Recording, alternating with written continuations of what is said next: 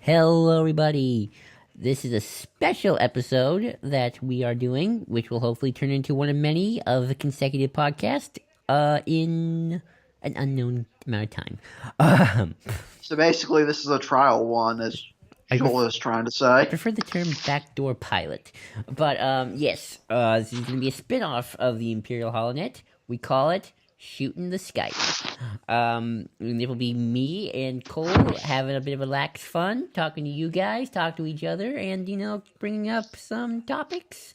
Sometimes we'll just be making jokes, and maybe we'll even solve the mysteries of life. Who Yeah. knows? That'd be And fun. who knows if other people will get in on this at this point? Right now, it's just Joel and I. That's just it's the easiest. It's easy for Joel and I to coordinate with each other. And sometimes it's fun just to have two people just talking in a relaxed Yeah. environment. I'm sure eventually we'll have Joel on, because of course, if any of you know us from the Imperial HoloNet, Red is of course one of the big people there. So Yep. But for now, it's just gonna be the two of us. So let's start. How was your day, Cole? How's life? what a great way to start it, Joel. Just a great way to start. Well, it's a busy day. You got the school starting, and we're going all over the place, and homework and such. As Like, school's technically started, it's getting close to being spring break for me. That's the strange part. I know. It's like I got my spring break in a month. I have mine's next month too, and very early in the month too. It's probably earlier than most spring breaks I've had, which is very strange.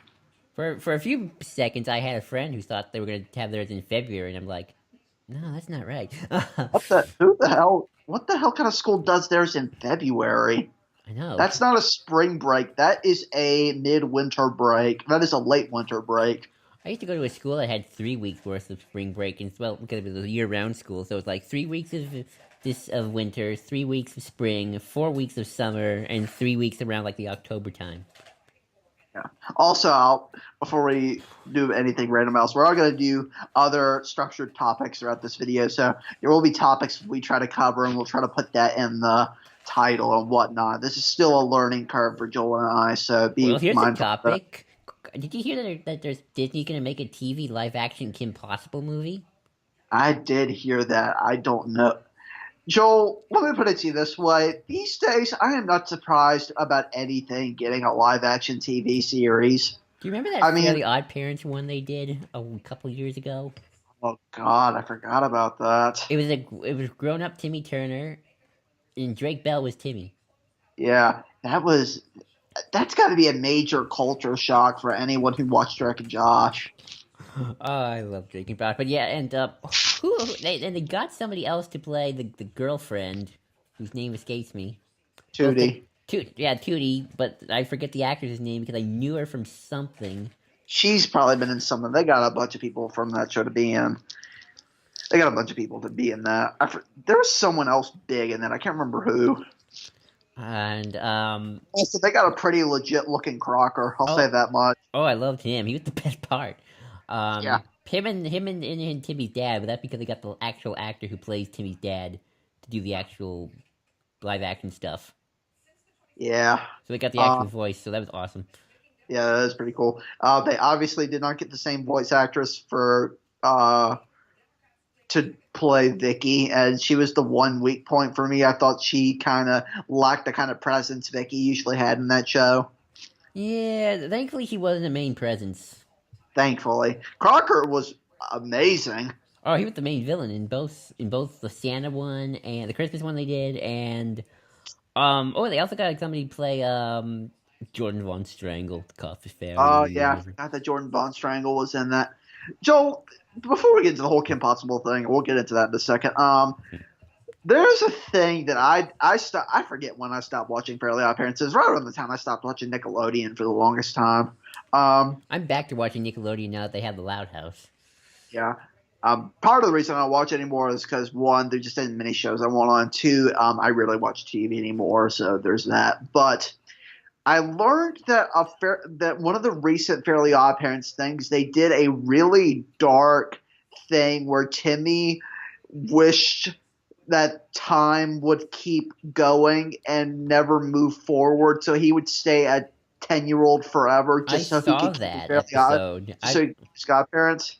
Yeah, I saw that episode. It was like a trial. Timmy was on trial for something. It's been a long Yeah, time. And then at the end, near the end, you found out that he wished for like time to stop 50 years ago, and then the fairies decide to get time going, and Timmy's like 50-year-old man, and then yeah. he and Crocker and Mark Chang, the alien, they have to go back to fairy world to get Cosmo and Wanda back. Crocker still looks the same, strangely. Well, I'm pretty sure Crocker just doesn't age. Yeah, that's the joke. Crocker doesn't age. His mother's still alive too. Oh God. Yep, he still lives in his mom's house. I will say, Joel, one of my favorite Fairly Odd Parents episodes, and this is even after its glory years in the beginning, was the episode where we learned Crocker's history. Oh yeah, that was a good one. That was a Where good. we, where we learned that Cosmo and Wanda were once his godparents. That makes so much sense. Did you watch that special trilogy one they did, which was like a kind of a parody of all trilogies that ever come out? When that was. That was like when Timmy had to fight this dark thing, and there were robots, and they did a Star Wars parody in the second one. Oh, is that where Crocker takes over?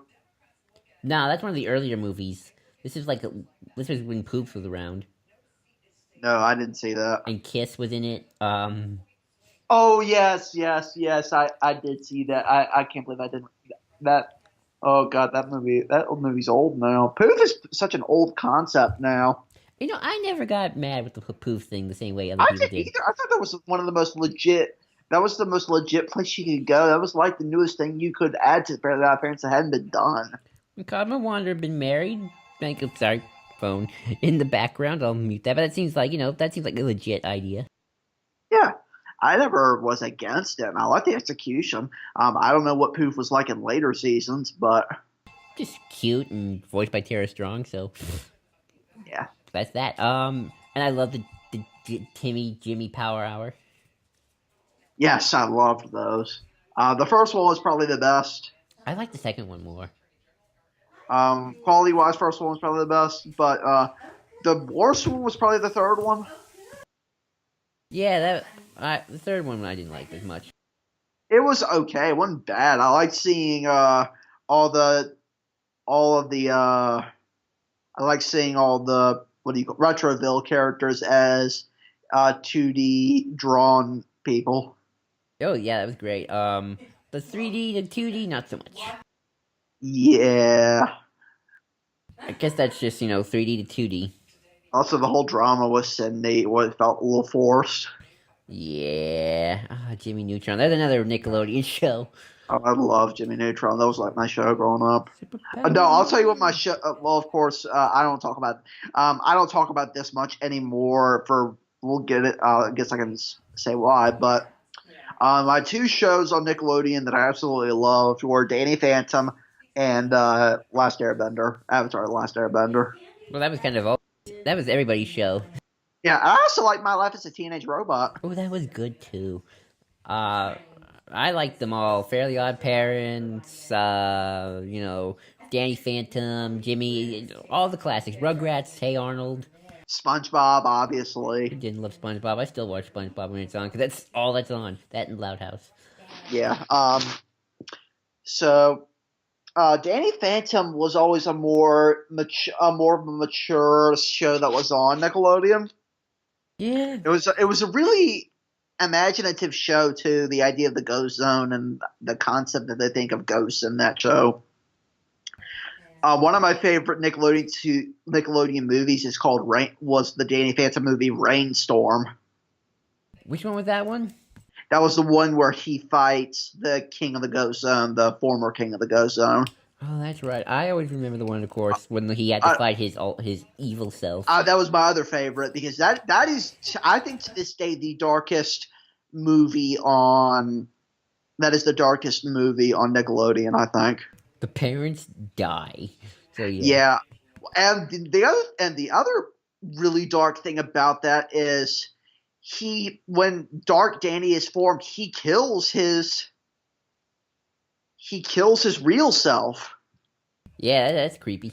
He straight up murders him. Yeah.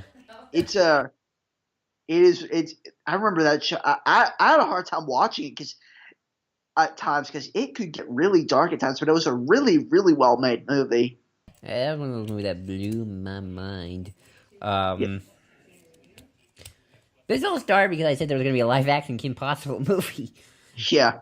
Uh, I never watched Kim Possible, Joel. Actually, boo. It was I so actually good. no, I saw bits of it. Oh, it's so good. Yeah, I don't know what a live action version of that would look like.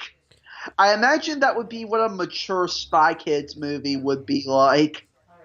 Yeah, kind of, except with some teenage drama. Yeah, it's basically Spy Kids, Even though just she's so not the drama. yeah. But yeah, I guess in certain aspects you're kind of right.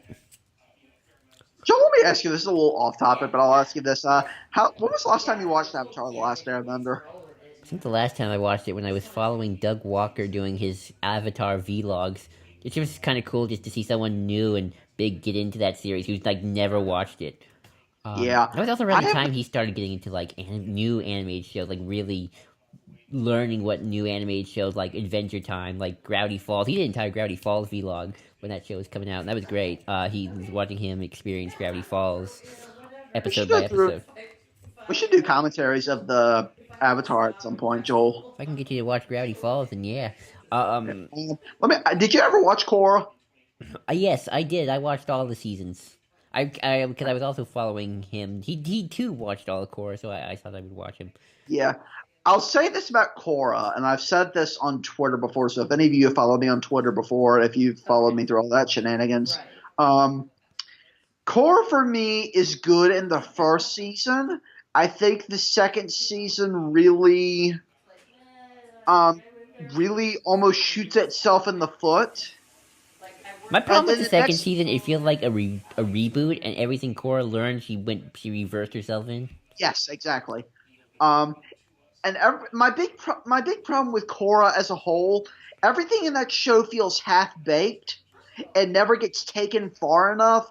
Like I love the idea of a dark avatar, My and that could be a thing that lasts seasons upon seasons. That would be your next big threat, and everything after that just felt kind of sidelined. my problem has always been that they got after season one, they got the villains in the wrong order. It should have been Amon's the first season. That makes sense. Then You know, maybe who was season three's villain? I forget his name. He's the Airbender guy. Yeah, he was kind of cool though.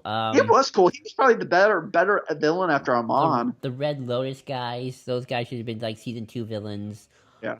Maybe then Kavira would see season three because I always did like her. She reminded me of Thrawn a little bit.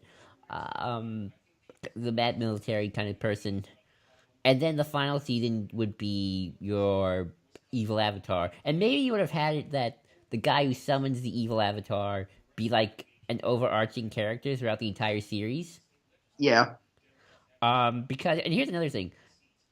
I like Korra after season three, but if they stop the show after season two, I probably wouldn't like her as much. Yeah. Season 3 helped me like that show again. Season 2, I was really scared I was going to hate that show with season 3. Yeah, season two I was was not really. good.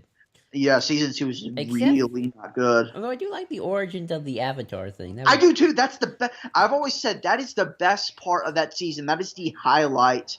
And also, Joel, I have said this since that season aired. Getting rid of the past lives of the Avatar was the stupidest thing you could have possibly done. I don't know if necessarily on a conceptual level it would have been. I just don't think they did anything with it. Well, yeah. Well, the thing is, with what they ended up doing with it versus getting rid of it, didn't outweigh the need to get rid of it. Because honestly, with the amount of avatars that we could have seen interact with Korra versus not seeing them, I have a hard time seeing why they made that choice. I've always thought the reason they did it was to give Korra more of her spotlight, but even then, Aang had his spotlight. and he had the avatars around him, so I never understood that choice inherently. I think it would have been better if, because Cora's always, I don't want to call, she's not Mary Sue, but she's always been like very talented. She's a protege. That's the best. Yes. She's kind of like Ray in a lot of ways. She's kind of a protege. Yeah. But unlike Ray, she got the training early, and they kind of built her up already. Yeah. With Ray, they're like, hey, I'm a protege, but yet I got nothing. I had no masters. What they should have done is sort of do like a Ray thing, but it'd be like you burning the Jedi books after. It's like if Luke actually had succeeded and burned the Jedi book, because Ray actually has them. And then when Ray has to become a Jedi, she's gotta just learn to be a Jedi just on her own. Like, okay, what do I do? What if, like, I just gotta figure out these powers, but I don't know because now all the knowledge is gone. I gotta figure this out from scratch. It was also retroactively a really strange choice after you just introduced Juan. Yeah, that too. That was a really I always felt that choice to be very jarring. The entire season as a whole, that was just left a bad taste in my mouth after that. The next two seasons are written better and are a bit more cohesive. Granted, the whole Korra and Asami dating each other at the end I thought was a little out of nowhere, but I heard they're doing comics that deal with that, so that's nice at least. At least so they'll come to something. Joel, if I've learned one thing, it's that dating Mako turns you gay. Yep. And I only know that because one of those, I forget which brother, I think it is Mako, is voiced by the guy who did Bud Bundy from with Married Children. Yep. It's really sad. I like the idea of Korra and Asami getting together on a conceptual level. It's just I need a lot more with them to really get where they were going with that. I think another problem with that show. That show, it went through production heck. The studio Nickelodeon was messing with it. And remember when the fourth season came out? They they put it all online. They didn't even bother to show it on television. Yeah. Do you think part of that too might have been the fact that they because it's pretty much confirmed that Korra and Asami are together. The creators outright confirmed. Do you think that might have played a hand in it, Joel? The fact that they put it online? No, the fact that Korra and Asami ended up together. I heard someone say that might have been the case. I don't know. I mean, that show was always... I don't know how progressive Nickelodeon is. Well, no, Loud House is a very progressive show. It's got an African American kid who has two dads. One's white, one's African American. Oh, cool. And one of the sisters is hinted to be gay. So nice. I don't think that's necessarily an issue. Maybe, but Loud House is. But again, this was before any of that started happening. I mean, I can't think of Nickelodeon's early history where that was the case. Maybe I'm not thinking of stuff, but I can't remember. That was back then when Nickelodeon had a lot of problems, and they just kept putting cruddy shows on, and they relied too much on SpongeBob, which is why SpongeBob's kind of going downhill. I heard it got better again, but its heydays long past. I think. What I've heard, but now they got Loud House, so. Although that has its own problems because the creator was apparently a sexual offender. God. Yes, unfortunately, for that show, but also for the poor women. Yeah. Yeah.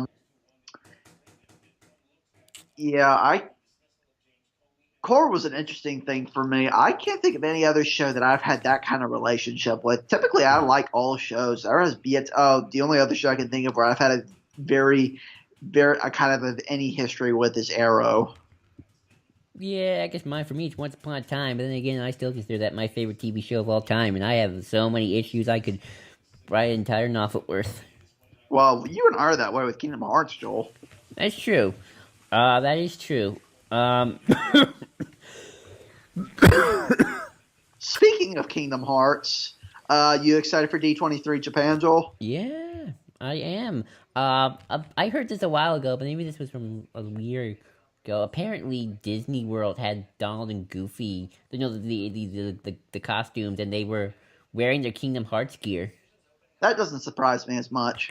That surprises me because I never see any Kingdom Hearts related things in Disney World. We'll question which Disney World. Florida.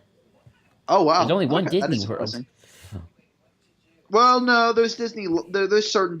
Isn't there one in France, or is that I Disneyland? think they're all lands except for Florida. Okay, I need to check on that. This would be a great time to ask Lo if he were here. The whole question surrounding that. Let's see. I could type it up. Disney parks. Um.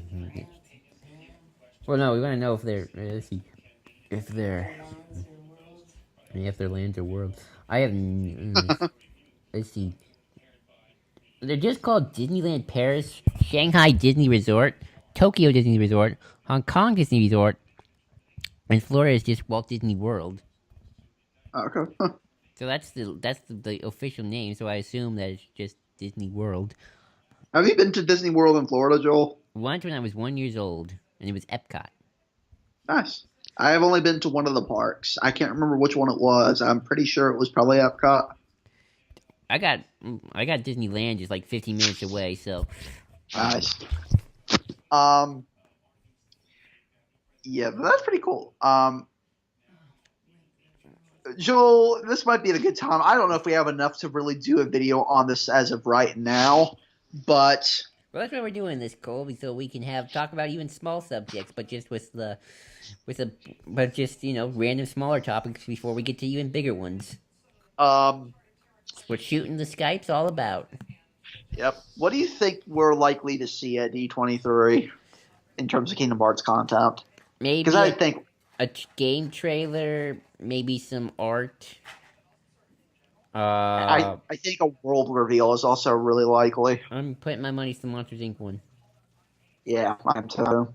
We don't even know if that's confirmed yet. That could just be some really damn good art. I'll take it. I want a Monsters Inc. world. I do too. I think I'm pretty sure it's legit. Yeah, I think it is. It looks too Nomura-ish. It looks too much his style to be someone else. No, you're right. It does. It really does got that kind of cartoony pop to it. Yeah. I want the day when they start using TV worlds. I want Gravity Falls. I want Danville. I want Kim Possible Land, whatever you're gonna call it. I forgot what Kim Possible's hometown's called. I want to say it's Middleton, but I don't remember. I'm assuming we'll get. You know what I'm surprised they haven't done yet, Joel? What? I'm surprised they haven't put that in the mobile game. Yeah, they could do TV world in a mobile game. They've been playing it really safe with the mobile game. That's part of the reason I haven't played it as much. Well, I showed you a video a while back about the problems with Unchained and how that's been handled. Yeah. It's apparently did finish though. But still, Unchained is not finished. It won't be finished until Union Cross is what it's called now. It'll be going even after Kingdom Hearts 3. I don't understand that game. Like, just it feels like it's going to be important to 3, yet they're putting it out in the most hard, most difficult way possible. Yeah, I think it's the easiest for them to make is the reason they're putting it out. Of course, it looks cheap. I mean, the most interesting thing about it is what they did with after the Keyblade War. Yeah, I mean, I showed you some cutscenes, right? Yeah. Well, I played a little bit of it, Joel. I know a little bit of the plot. Also, Ventus is in there. Marluxia, somebody is there. Larium, or however you say his name. Larkson. I don't know. Or he may or may not be a Keyblade wielder. I'm not entirely sure. I don't know. He seems fishy. And then there's that mysterious one in the hood. Yeah. I have a weird bet. I want to hear my weird bet. Sure. I think they're going to make Vanitas an actual person. I think they're going to do that. I don't think that's who the guy in the hood is, though. Well, that's how my version goes in my fanfiction. Go check out my Kingdom Hearts fanfiction on fanfiction.net. We know the guy in the hood's name, the one with Xehanort's Keyblade, is called Luxu. No, the younger guy. Younger guy. He's like the 6th leader of the Dandelions. That's Luxu. Oh, okay. Oh, the guy, the hood guy, the guy with the hat. You mean? No, I do mean the hood guy. Here, I'll send you a picture. Let's see. There's so many. There's the Master of Masters. There's Luke Maybe it Su. is Luke Su. Because we see Luke Su in Birth by Sleep Volume 2 passage. Maybe. Commentary passage on the thing. We definitely see him because he's in a cutscene there. Maybe you're right. That's also where we get the retcon of what that door at the end of Kingdom Hearts 1 is supposed to be. Right. Ah, dang. Um, I read a theory a while back that says that the guys in like the weird masks, like the wolf mask and stuff, like they're supposed to be like reincarnations of the characters we already know. That's getting a little too fanficky territory. It's his Kingdom Hearts, my friend. You know what they are capable of. Yeah, but even that seems. Like I they don't said the one see that had a wolf's mask looks like Kyrie. One of them looks like Aqua. I think even one's voiced by the same character, by the same actress. The issue with that is that I feel like that would be a bit too obvious, even for Nomura. You'd be surprised what could happen, my friend. Believe me, I followed Nomura for a good 15 years. I know what the man can do. You know what. And to be fair, Joel, I know it even better than you. Oh wow. Because remember, I'm a big fan of the Final Fantasy series. That's true, you are. Dang it, I can't find it. Although I think Gaston was made his first appearance in that game, so hooray. Yeah, I think he is in Unchained, if I'm correct. So now you put him in Unchained. Yeah, so what, did Zaldin just kill him in Kingdom Hearts 2? That's what I'm expecting. Here we go. Well, maybe you're right. Maybe it is Lewd. Here, I'll send you a thing in the chat box, Cole. This is the picture. Alright.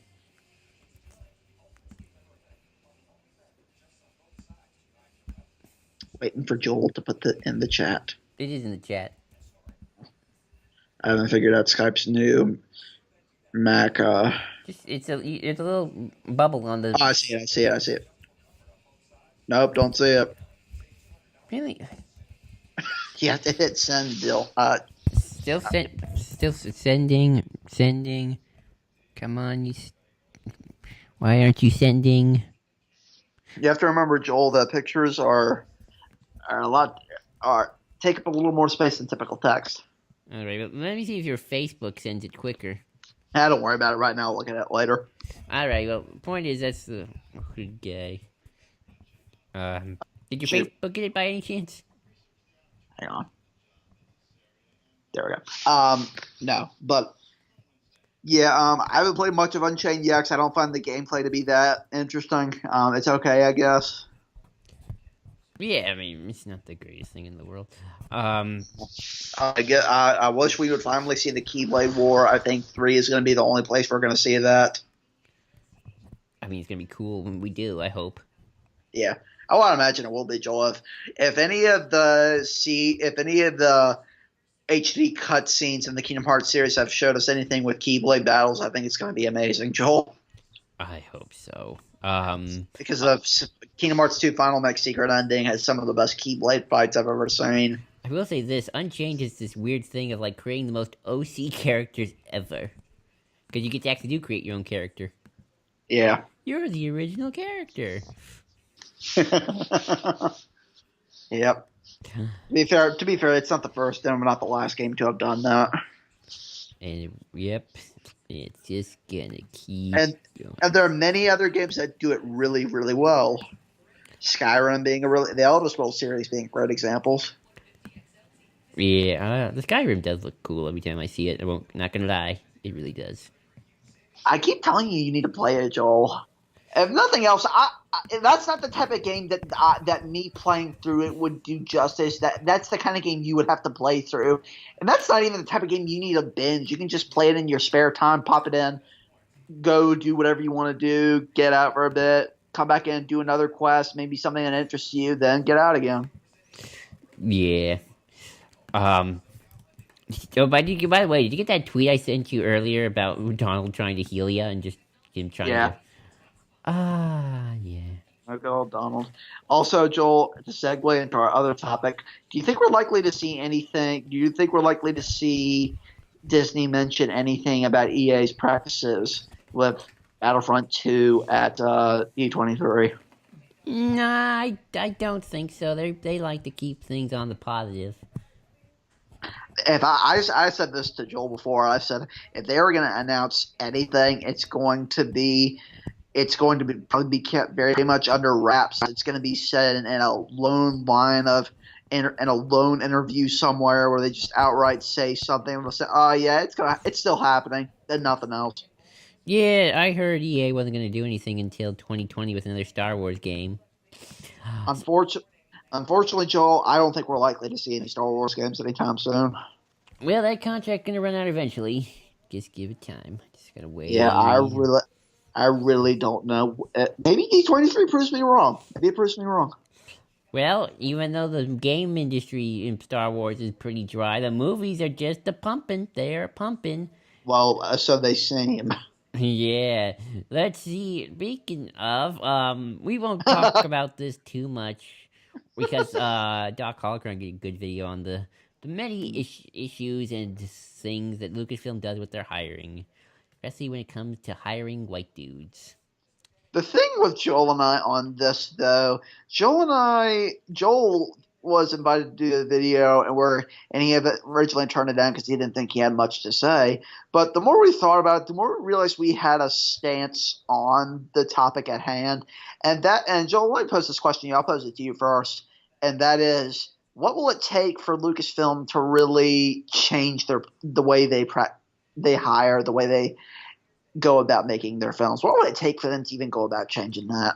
I said this on Twitter and I'll say it here: real failure. Yeah, Um, Han Solo could be the big one, be the one that finally does it. I don't know. That trailer looked pretty good.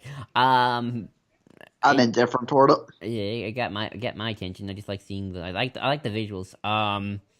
Not sure about the acting. Well, except for not Donald Glover. I really like Donald Glover. Donald Glover. He's doing it That's the for. one thing I do like. I do like Donald He's Glover. doing it for me. Everyone's, there have been people who are saying, oh, I should worry about Lando. I don't know if Donald Glover can do it. But him and Alden have always been kind of like the ones that are like, ooh, I don't know. Well, Donald Glover, like, he's hitting it out of the park. At Yeah. least for me. But I've always liked Donald Glover. Um, but for me, it's like, I'm curious if at the end of the day, Lucasfilm cares more about the results than the actual process. Yep. Force Awakens made billions, beloved by pretty much a lot of people. Rogue One made a couple billion, beloved by a lot of people. The movie has been positive. I'm not gonna say beloved, but they're definitely positive. It's not like they're the most hated things in the world. Yeah. Last Jedi might have been polarizing, but I think that died down and now it's mostly positive. I hope. Who knows? Who I knows? It checked out may of the whole Last Jedi polarization thing like a week after it was a thing. Well, it made $1 billion still, so it made money. Yep. Made So money. clearly, y'all still watched it. So and either people kept going back to watch it even after your protest. So I mean, it wasn't gonna make Force Awakens money, but everybody knew that. yeah, I think that was obvious. Sorry, I'm drinking water here. But I think real failure, like if Solo bombs financially and critically. Now, financially, to be fair, it is near Avengers: Infinity War, so already it's competing with itself against a Yeah. movie that's I probably don't. going to be the most important movie of the year, apart from Yeah. Black Panther. Yeah. Black Panther might be more important, to be quite honest. I know they're No, important I for think different reasons. yeah, both are very equally important. Definitely, I think Black Panther maybe just from a cultural standpoint. Cultural perspective, Black Panther, yes. From a industry perspective, Avengers. I think cultural will always take out industrial anytime. To be Yeah. fair, um, Yeah, to be fair, true. but also needs to be critically failure. It needs to be one where critics go, "This movie sucked." It's the Batman. I don't want to say Batman versus Superman. That's. I don't think any movie. I think you have to be very special to have that. We thought that. Well, we thought that with Man of Steel, Joe. We're like, it was bad, but it wasn't that bad. So the next one's gonna be better, right? Oh no, it wasn't. Batman vs Superman is a special movie. It It's requires a special. certain amount of madness and complete utter specialness. I'm gonna get so much hate in the comments. If we haven't done that already, Joel, we haven't been doing something right. Exactly. But like if Solo's just okay, if it's fine, then I don't see them thinking we need cause for alarm. Yeah. And you know, they if Lucasfilm taught me one thing, they don't bow down to online pressure. No. Uh, Well, they did well, and some people keep saying Trevorrow. I don't buy that. I think Trevorrow did that himself when he started clashing with the studio on something. Yeah. I mean, maybe. I mean, if the online pressure might have helped, but I don't Yeah. think it was the thing that sealed it. Yeah. Because The other thing, Red and them brought the Doctor Red and Deplazilla brought this up too, where they said they're hiring Game of Thrones writers who are basically allowed to do whatever they wanted on Game of Thrones. So that already is a very odd move for Lucasfilms in general. that's true. I mean, to be fair, that type of thing for me is all.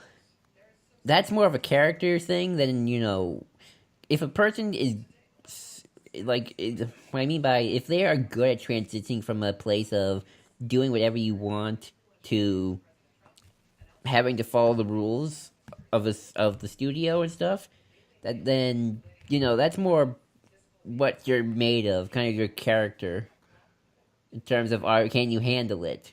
Josh Trank couldn't handle it. That's why he burned with Fox.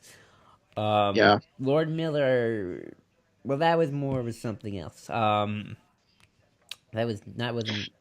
It's hard to know it these days, and it's like I said. I don't know if I said this on Twitter or not, but I'll say it here. I have a hard time getting up in arms about these kinds of news decisions because I'm like, this could be really bad, and this could have a bad stay on the industry. It could also be really good. Well, you and I can both say we both agree that it's bad in the sense of we're not hiring people of color and Yes, women who, exactly. let's face it, have always been shunned by Hollywood, sadly. And that needs to change. Yes.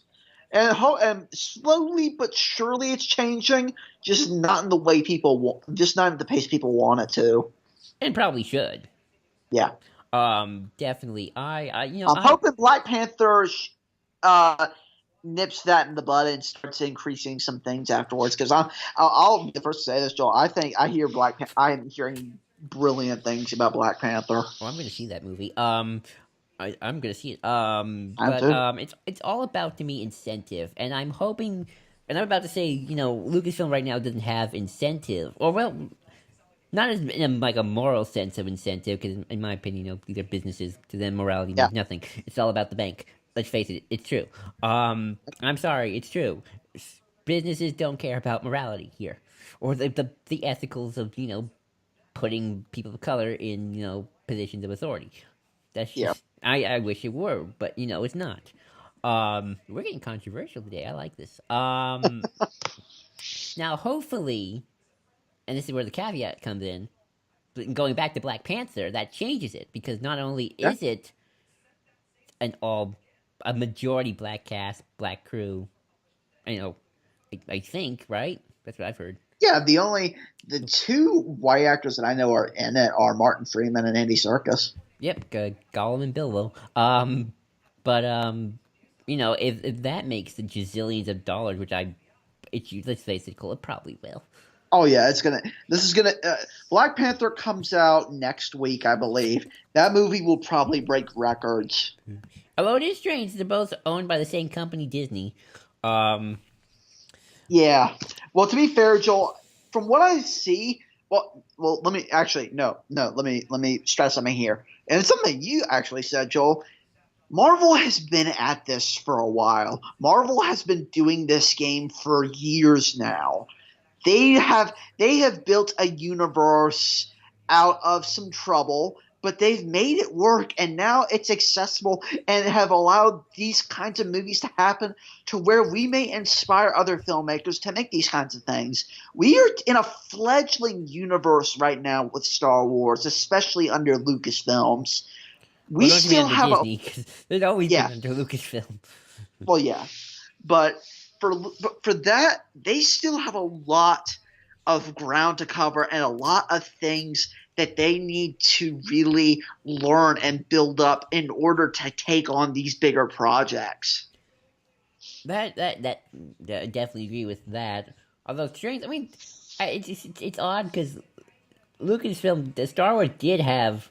You know, when the fan universe aside, I don't want to get into that can of worms. They did have at least 6 movies to work with, and a Yeah. TV series, in Yep. 3D Clone Wars animated. I don't want to get too much into that expanded universe stuff like that. But you know, like regardless of the TV shows, they at least had 6 movies to work with. At least they had them foundation. Although you know, They had a foundation, but they didn't have a full universe at hand. I mean, it is a full universe to a certain extent. Well, I mean, in the sense of development. Yeah, that's true. It's not the most well-rounded, and you and I can both sit here and say how much we love Force Awakens and Last Jedi to Kingdom Come, Joel. The thing we both can say, it is not the most well-rounded thing in existence, sadly. Nah, there needed to be more expedition, but everybody has said that. There needs to be more different types of worlds, different types of terrain, different types of visual imagery. I'll say this, Cole, though, the anthologies have been doing a swell job at that. Yes. I mean, look at the Han Solo trailer. They showed, you know, the Corellia. I think with Corellia, with that little recruitment office, they showed a Star Destroyer going through a storm. That was cool. Yeah. I'm also talking in regards to planets, because in episode 3 we had a bunch of different types of planets to visually look at. We had Felucia, Mygito, we had all kinds. We even saw them for brief moments, but it's stuff like that that helps. Yeah, episode 3 was really good with the planets. Yes. Stuff like that that helps us get a visual feel, that helps us feel like we're in a different universe. I think they've gotten better. I think at least Rogue One and Han Solo have, or well, I won't say Han Solo because I haven't seen the full movie yet. Yeah. I'll say at least Rogue One has done a good job with that. That universe always looked a little fleshed out. Last Jedi, I think, wants to stick more with the traditional type of Star Wars from the original trilogy. Although I do like Canto Bight. I forgive Last Jedi. I think it works for the context of that movie. It works for the context of that movie, but in terms of our overarching universe, you have to start setting up these types of things to help us feel more grounded in the thing. Because you and I can both say, even though Canto Bight is a good world, I think the most imaginative world in Last Jedi, Joel, in a lot of ways is great. Which is just Hoth, but salt. Yeah. Although I do like the idea of, you know, the old rebel base. That's always Yes. cool. And I like to see more stuff like that. And I do like Jeddah. I'm not Jeddah. Octo. Octo, yeah. Octo. At least I think the way it's shot, though, is what I like more about it than the actual place. I agree. Something about the way Ryan just... Ooh, that place... Just the way he shoots it just makes it so mythical. Yeah, but... Oh, yeah. Where was I going with this? Incentive, right. I'm hoping Black Panther does at least create the incentive to Lucasfilm to make it. And in terms of the 10 of the we're still in the, I guess, the junior years of this Lucasfilm cinematic universe. We are 5 years in, but if you really think about it, we're only 3 years in. Yeah. Because if you count 2015 as the start, we've only had 3 movies. Yep. Each of them has been financially and critically a success. Yep. Depending how much you like or dislike them is one thing, but, you know, on the general whole, you know, debate is always nice. You know, we want to debate. You know, we can say Force Awakens needs more improvement. We can say Last Jedi was an improvement over Force Awakens. We can say Rogue One's an improvement over Force Awakens. I think that. But on the whole, they have done what they need to do. They have been critical and financial successes. And that goes back to the thing of whereas there is not much incentive right now. Yep. Apart from, and again, Black Panther might be the one thing that definitely helps wake up the eyes, but, you know, even then, it's sort of like, even if you give somebody, it's more negative incentive that pushes people, not positive incentive, sadly. I've always realized that. Sort of like with your health, like, you don't go to the doctor until sadly, a lot of people don't go to the doctor until it's, you know, they're getting really sick.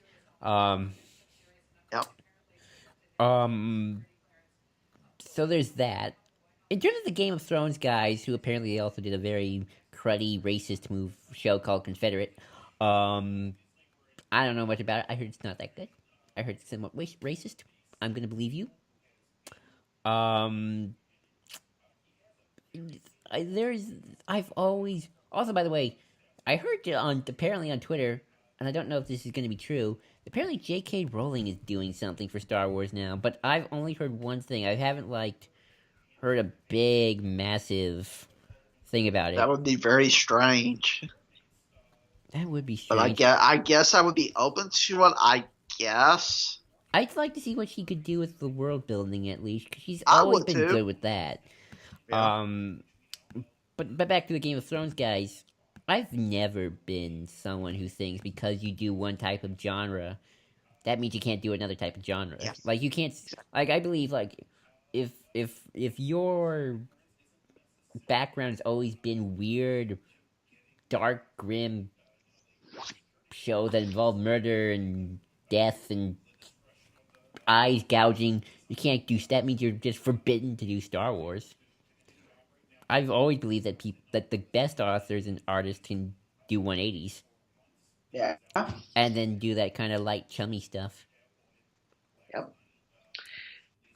And let's not kid ourselves here, folks, for any of you watching us. Game of Thrones is a critically successful show. It's a cultural phenomenon. Even though Joel and I have never seen it. Not my type of show. Although, the caveat for those guys in Game of Thrones is a lot of what they've done has just been adapting the books, and apparently once they stopped doing that, the show went downhill. Yeah, so these are the writers of a commercially successful show, one that millions upon millions of people watch. So it's not like this is a very, it's more of a safe move, if anything, by Lucasfilms in general It's a for them weird to. paradoxical move in my mind. It's safe, but it's safe, but also it's not what I expect from people who you're going to hire to write Star Wars. Same Yeah, time, and I know I just said anyone can write Star Wars, and yeah. not anyone, but anyone, but Like honestly, Joel, I think Quentin Tarantino, given the right material, well, he's and now a terrible person, so I don't want him to. but Tarantino, given the right script and the right story, I think could make a good Star Wars film. Or Same with any director in So I don't general. want him doing Star Wars because of completely horrible. Because he's a horrible person now. Well, he always was, but I don't want him doing Star Wars now for very different reasons. Yeah, Talent is. but my point still stands. Anyone can make a Star Wars film. It also, I think, it also depends a lot on who's around you. It's Yes. like movie making, not a vacuum. Like when JJ was making Star Wars, his Abramisms came in. That's definitely true. The Raptor scenes, the lack of politics, just that fast paced nature of his, which kind of does not help in certain regards. Yeah. But because people like Lindelof, Kurtzman, and the other guy weren't around him, and he had Lawrence Kasdan, who can write a good script. He still can do it. He can still do it, and probably Kathleen Kennedy and Bob Iger looking over his shoulder. He didn't fall into the more story pitfalls that he tends to do with like the Star Trek and Star Trek Into Darkness and some of his other films. Although I did hear that when he does write himself, he's okay. Yeah. It's Kurtzman and the other guy who were like the real hacks, and I don't know. I don't ever want them writing Star because they're not good talent. Yeah. These guys I hear might not be good talent but that's hard to say it's hard to say because Joel and I just aren't familiar with these guys' work. I have not watched Game of Thrones. He hasn't watched Game of Thrones. I'm not it's watching not Joel's Confederate. Yeah, of course. It's not Game of Thrones just isn't a show that has come into our lives. It's a show Joel won't watch because that's not his cup of tea. But it's hard to make any sort of connections. It's hard to make any sort of. And there are problematic stuff, which Doc brought it up in his video. Of course, there's some telling stuff with how Lucasfilms is hiring. No, it's the writers. Like they added that rape scene that was not needed, apparently. Yes. Well, yeah.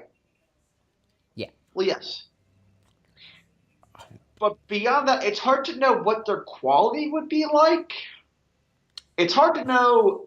What the circumstances are Yes, of what they're exactly. working with. It's sort of like I've always said this, and I never want this to happen, but a part of me kind of does in that weird, morbid, I want to experiment kind of way. Putting like in the mad scientist, let's do these things, create the Frankenstein monster kind of a thing. Where I would almost be curious if Zack Snyder did direct a Star Wars movie His visual style would probably be interesting for Star Wars, honestly. and just see what he's like with that team around him. And again, for me, it's all about the team Yeah. in certain aspects. There are people who just are naturally talented, like Yeah. like George Lucas himself is that weird combination of he is a naturally gifted and very thoughtful person. I mean, if you Yeah. read him, he really is. But the reason the first Star Wars he directed himself was so good was not only just because of him, but was also the people he had around him. His wife, who edited that movie, his first wife, who edited that movie, and Star Wars, the original Star Wars, in a lot of ways, is saved because of editing. Yeah. He had a lot of his pals, and if you want more details, go watch SF Debris' video about this because it's really good. But he had a lot of his pals like Spielberg and Kubrick. He gave it to him. They gave him good critical advice, and they said, "Hey, you should don't do this, but do this." They helped tune out some of the kinks in that script. Um, and because George was just reworking it, and the pressures of budgeting and all that stuff. Not just budgeting, just the team around him and stuff like that. Right. He did make the most important movie in 1977. Yeah. Now, I don't know if that's going to happen with these guys. It might not. It could all fall to pieces or they could get fired because thankfully Lucasfilm has proven they will fire you if you do not either comply or just you do not live up to snuff. I don't know why they fired Trevorrow still. Yeah. That's kind of still a semi-mystery. Maybe they realized he wasn't talented, which he kind of isn't. um, Yeah. I am one of the 7 people on Earth that really does not like Jurassic World. I think it's the most generic movie of all time. Fight me, people. I think you got more people who agree with you than you think, Cole. Um, but Also, to add on to what you're saying, Joel, hiring these guys might have been a mistake. But the other thing that I haven't seen, this is the other thing I haven't seen a lot of people really talk about. We are talking just writers and producers. We don't know anything about directors. We don't know anything about the crew they'll be working with. We don't know anything about the editor. All these things are still up in the air right now. yeah, And that's and and oh, sorry, you finish up. with that being unknown, it's hard to really make any ideas of whether it'll be driven by them or whether it'll be a collaborative effort. It's hard to know.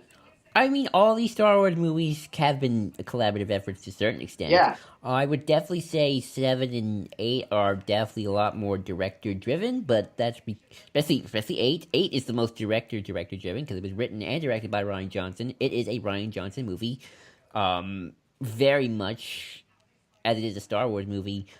7 is a weird mix of probably studio mandate, but Abrams definitely probably got a lot of free reign. Yep. 7 is a Rogue One is a weird one because it was never Gareth Edwards' idea to begin with. He was just brought on for the style, I feel. Huh. That idea for Rogue One came from John Knoll, who was a visual effects person at Lucasfilm, who went to Kennedy and said, "Hey, let's do this," and she said, "Oh yeah, that's a good idea." And they hired Edwards, and then the reshoots happened, and maybe they pushed him out, from what I've heard. That script went through a bunch of people. He didn't write the script. I mean, I'm sure he had influence on the script, but Right. that movie is strangely very Gareth Edwards, and yet from what I've heard, it's like the most collaborative, council driven of Star Wars movies. And there's nothing. I'm gonna say this, Cole. I'm gonna be controversial here. I don't think there's anything wrong with council driven movies. I don't either. I don't think it always needs to be one man's vision. Exactly. Now to be fair, sometimes that's gonna be very good, like with Last Jedi or the movie you just saw, the water movie with the sea monster. Water. Shape of Water. Yeah, that One Shape of Water. That's definitely it's Guillermo del Toro, right? Yes. Sorry, when you get Benicio del Toro and Guillermo, it's like too many del Toro. That sounds racist. But but yeah, that can be beautiful and that's very artsy. But you know, if your council is made of very creative people, or at least people with good creative instincts, that doesn't necessarily mean it's going to be bad. Um, Yeah. that's my 2 cents on it. And then again, you know, this is Hollywood Gold. This is at the end of the day, it's all about who are your friends, who are you friends with. It has nothing to do with merit, sadly. Yeah. Um, that's really all I got to say on the topic. Yeah. That's all I have to say about it either. Definitely so.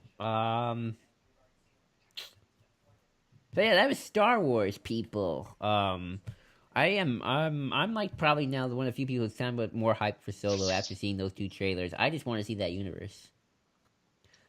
Hell, I need to see more of it before I'm sold. I mean, I that Star Destroyer going into the ship, man. That I want to see that in theaters. That looks gonna look beautiful. Um, that's just me. That's cool looking. I'm so glad that I'm glad that at least visually it looks interesting. Yes, it does. Could have a lighter color palette. I will agree with that, but you know, for a movie that's creatively safe, I'll say that. I don't want to say lazy or bankrupt. Yeah. That's a bit unfair. Somebody, I'm sure, out there wants to make a Han Solo film. It seemed like visually interesting. You know, Yep. they could have easily just made it desert planet, ice planet, snowy planet. Um, you know, they decided to go with a little creative interest, and I hope they stick with it. I hope that's some of Lori Miller's stuff coming in. Yeah. Did you see the Deadpool 2 trailer? I didn't. I have seen snippets. I haven't watched the full thing. I saw the one where he's that artist guy. Yes, I saw that one too. I did see that one.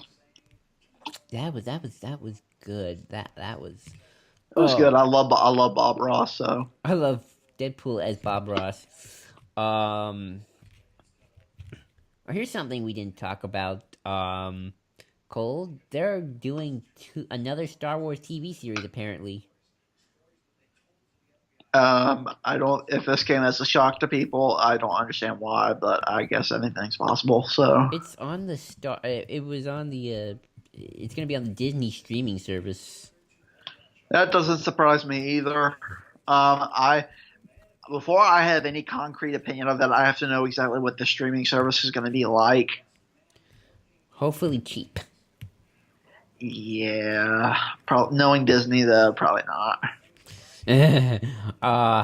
Netflix. Everything's going away from Netflix, sadly. Yeah, I love Netflix, but the thing I find myself using Amazon Prime a lot more than anything else. Strangely, I did too. Except when it comes to watching The Crown, because that's on Netflix, and I love The Yeah, Crown. I don't care what anyone says. Well, actually, no, a lot of people love The Crown. I need. You know what I haven't finished watching yet, Joel, and I need to. What? Daredevil. Really? You're not even the first season? I haven't finished the first season. Oh wow! I finished the first season. I got to episode 8 and I stopped. It's a great season. It's a great show. I just have not sat down and watched it. I'm also curious how Punisher is. I don't know. I'm scared to watch Punisher. To be quite honest, that just does not seem like my type of show. I will tell you what I did watch and hated was Iron Fist. Oh yeah, that's right. You did watch Iron And then Fist. and for whatever reason, after all the backlash they got, they said, "Oh yeah, let's get the showrunner of that Inhumans." And Inhumans got canceled. Yeah, because as soon as X-Men comes back in the mix, they're like, Inhumans, what's that? What's that? And hey, look, remember the Fantastic Four? We love you guys. Fantastic Four, yay! We love you again because you're now part of the Disney conglomerate that will Well, conquer the not world officially, universe.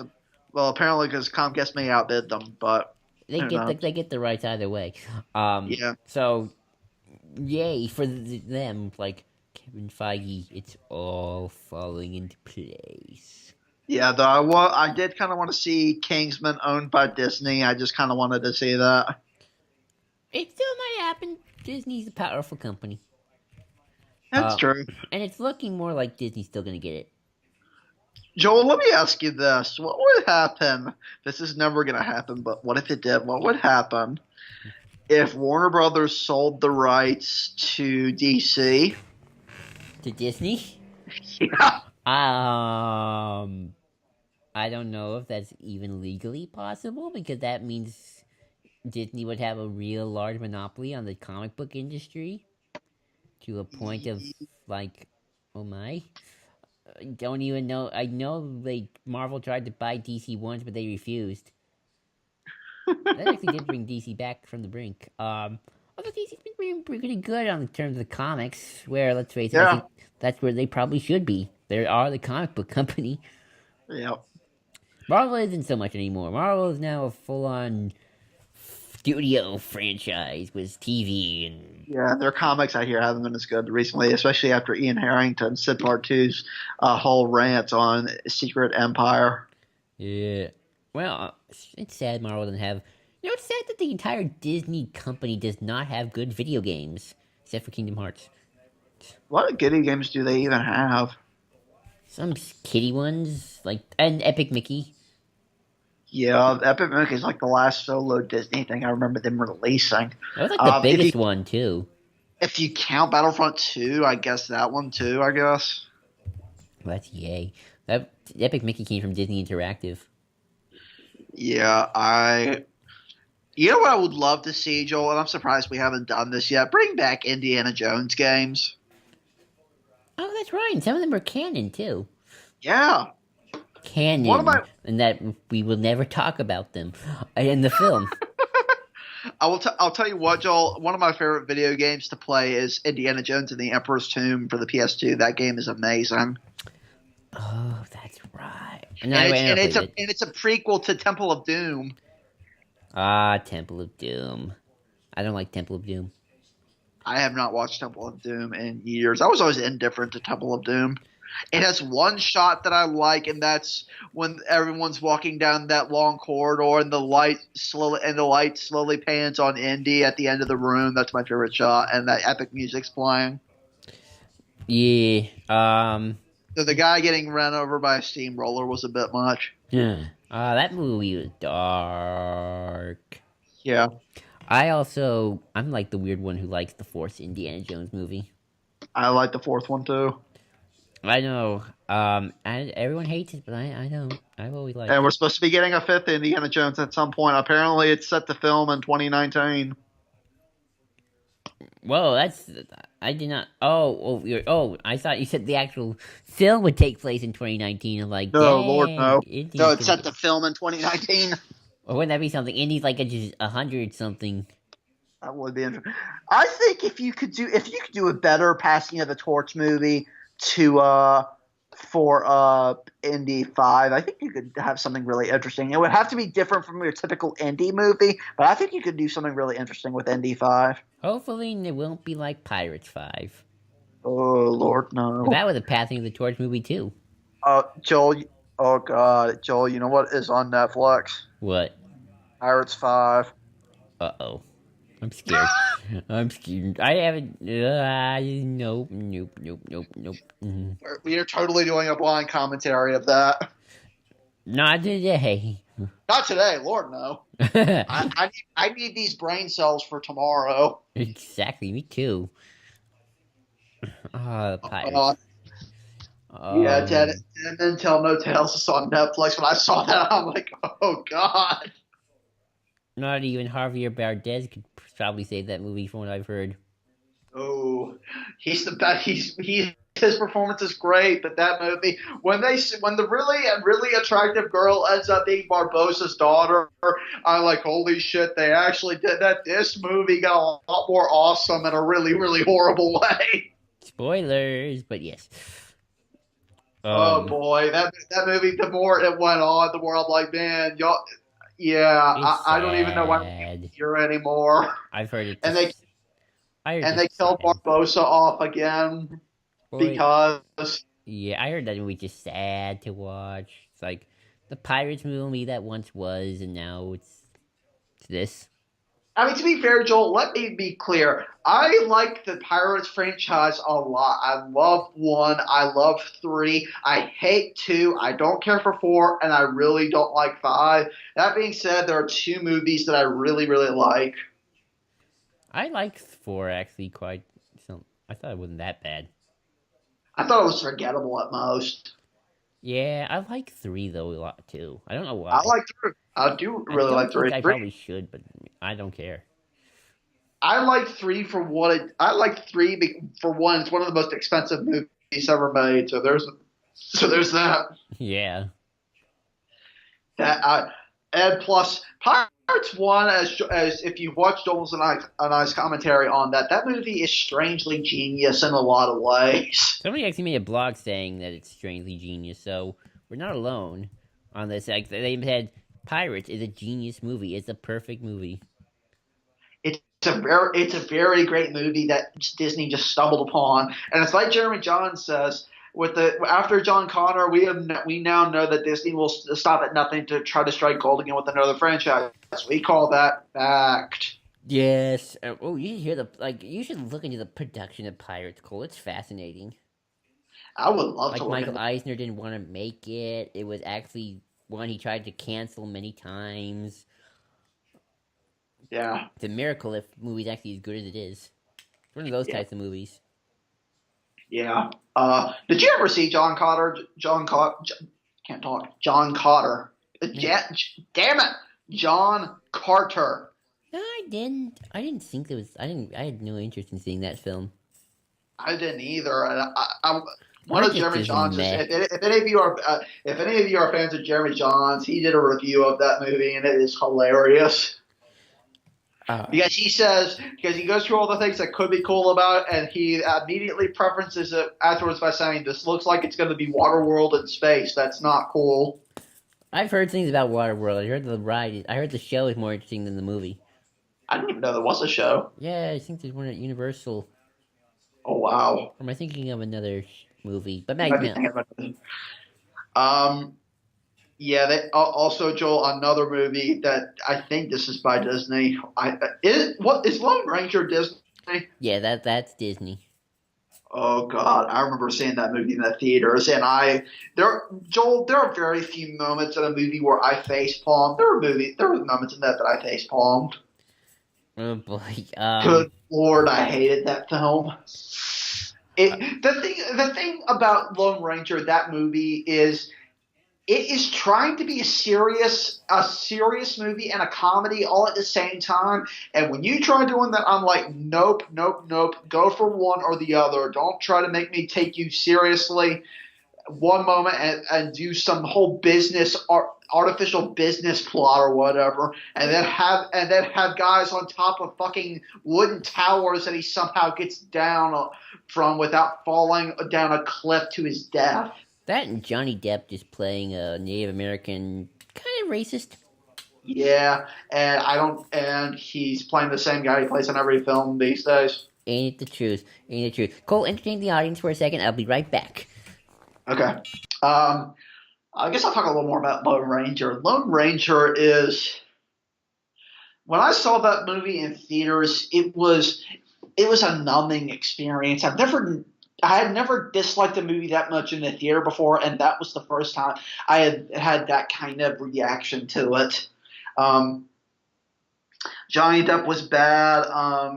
What's the guy's name? Armie Hammer. I hear he's a good actor, but the way he's probably not that bad in the movie so much as he is just he's written really poorly.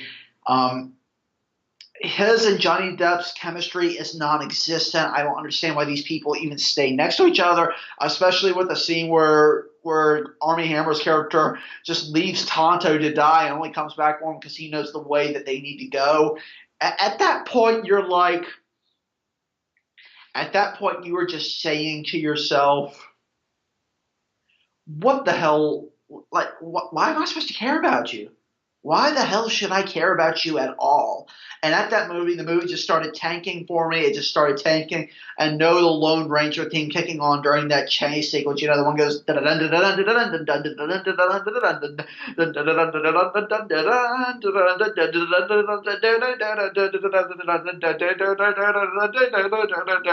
stop. Anyway, yes, I actually did that. Yeah, that scene And I'm did. back. That scene didn't do it for you. Oh, Joel, you missed me singing the Lone Ranger thing. Ah, dang it. I forgot. I don't know. Is it the original or the one from the movie? The one from the movie is basically the original. You know, the one that goes. No, I thought the tone was dun dun dun dun dun dun dun dun dun dun dun dun dun dun dun. Well, it's still the I forget. It's still the same music score regardless. Yeah, that's true. Yeah, that was one movie I did not want to see. Granted, seeing movies Yeah. is hard for me. You know, it's a hassle. Well, for you, it makes sense, Joel. Yeah, especially since there's no walkable theaters anymore. Sadly, Yeah. all the ones are just dollar theaters that don't show the things until they come out on DVD or art house theaters. Yep. There's no good local theaters that are just walking distance anymore. That's Yep. expensive. There are no drive-ins anymore either. I thought there were a few drive-ins still around. Yes, but there are very few of them. My mom saw Jaws in a drive-in once. That was cool. I bet that was amazing. Yeah, it's scared. I'm sure it's. Have you ever? And you said you never want to watch Jaws because you're scared of it, right, Cole? No, I did not say that. Oh, what did you say? I thought you had something against Jaws. No, I have nothing against Jaws. Oh, I thought. Oh, maybe you said it's scary. I don't remember. I thought you said something about Jaws. I said something about Jaws. I told you I never saw it. Oh, that's right. Jaws is scary. Yeah, The only shark movies that I have seen and love are the Sharknado movies. I have never seen those. And you're talking about real class act movies, the Sharknado films. Yes, those movies are comically terrible, but that's kind of why they're amazing. I love comically terrible things sometimes. Yes, Joel and I are fans of The Room. Do you think The Room's gotten too popular now? I have heard virtually no soul talk about it after Disaster Artist came out. Yeah, maybe because I'm just following Tommy Wiseau on Twitter.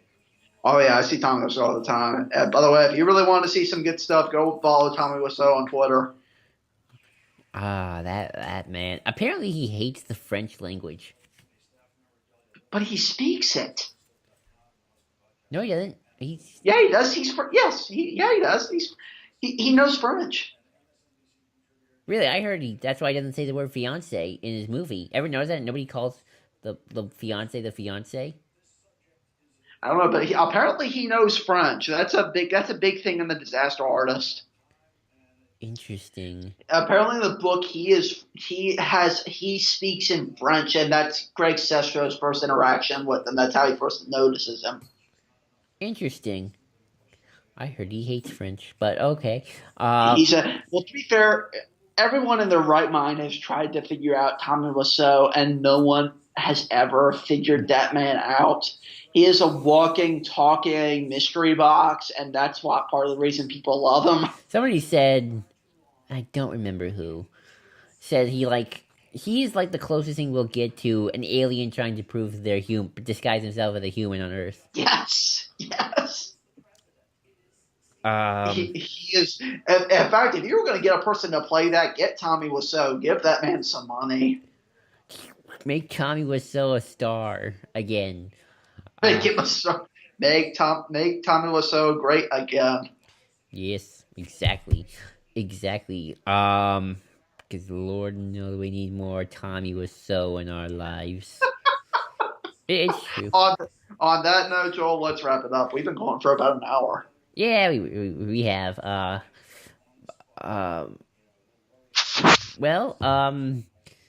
Thanks everybody for joining us.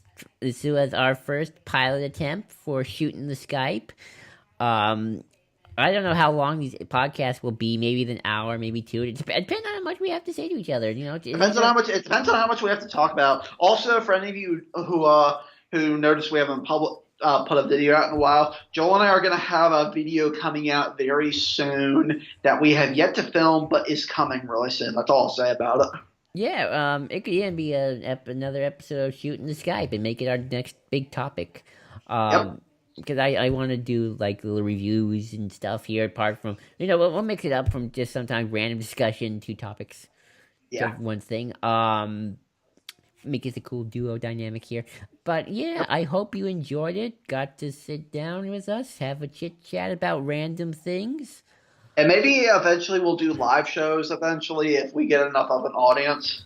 Yeah, well, or we'll just out invite our friends. If you want Yeah. to hear more intellectual discussions with me as well, go to Doc Holocron's channel. Hey, Where you're calling me a non-intellectual, Joel. no, just kidding. Yeah. But more structured conversations about one topic in particular. Go. Which I sometimes appear on, very rarely, but I am sometimes on. Well, we'll get you more, Cole. We'll get you more. Um, I have been on Geeky Gentleman at least once, though, so I can't say I've been on Geeky Gentleman at least once. right, but we're talking about Doc Holocron's channel where we. Oh talk, yeah. Well, my foot's in the door at Doc, but with Ian, it's still in the process. Yeah, we will bring Cole on Geek Gentleman, and then the show will get good. Just kidding. Oh, those are some fighting words, Joel. I defend my honor, my friends. But yes, go check us out on Doc Holocron's channel as well. You'll find me there. With me, Red Leader, and Doc, and Deadpoolzilla as well. Another good friend of ours. So yeah, that was our first episode of Shooting the Skype, and until then, we'll be shooting some of the Skyping later.